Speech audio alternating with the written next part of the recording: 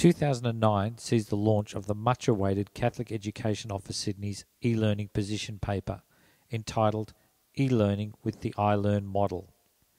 This document has been developed around a number of key CEO Sydney publications, including but not limited to the CEO Learning Framework, the Secondary Literacy Position Paper, and Professional Learning in Sydney Catholic Schools. The iLearn model also contains direct links to key Makicha publications, including the Learning in an Online World series. It is important that we all have a common understanding of what is meant by the term e-learning. I have found that the general assumption is that the E in e-learning stands for electronic. Whilst it is true that e-learning embraces the use of computers and technology, computers are not the focus of e-learning, but rather e-learning is about engaging students and teachers in learning. It is about evolving the learning process and examining emerging practices. So therefore, when we are thinking about e-learning, what we should be focusing on is developing engaging learning environments, ones where students want to learn, examining both the physical environments in which our students learn, together with the virtual environments we create using such tools as wikis and blogs. At the core of e-learning is the ability to learn anything, anytime, anywhere.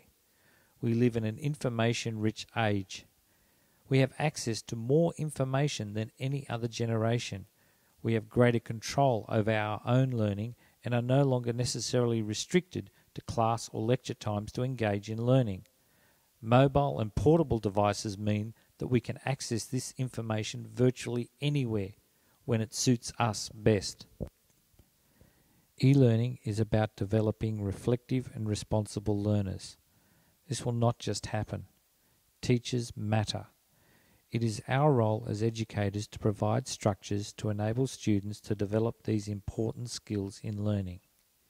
When we speak of networking, we are not talking about computer networks, but rather networks of people sharing their knowledge and expertise, whether that be between learners in the same room, people contributing to a virtual environment such as a wiki, or people engaged in real-time worldwide video conferencing.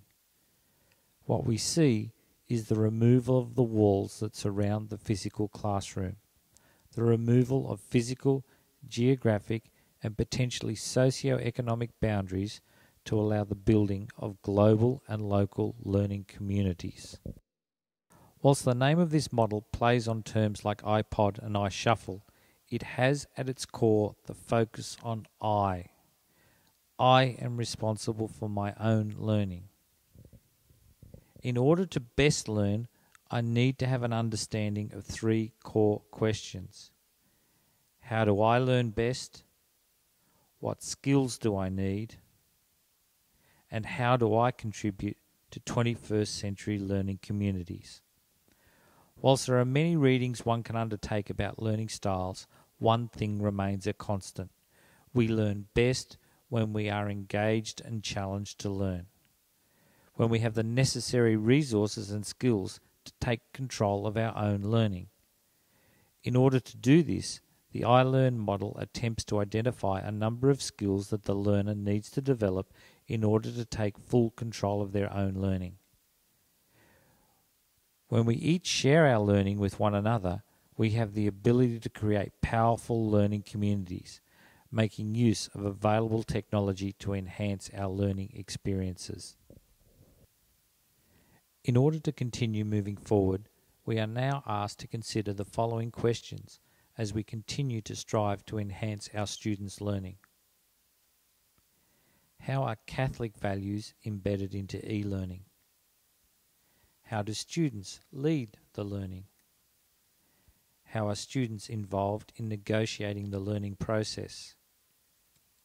What features are important in creating engaging learning spaces? What professional development is required to extend the use of e-learning practices in and beyond the classroom? How do students create knowledge? How are iLearn skills assessed? What learning strategies are used to develop the iLearn skills? How do teachers model being the learner in the classroom? Describe the whole school e-learning plan for creating and sustaining change. These are our challenges as we continue to move forward. Remember, it's not about the technology. It is about good learning and teaching first. The technology is merely a tool to enable us to achieve our goals.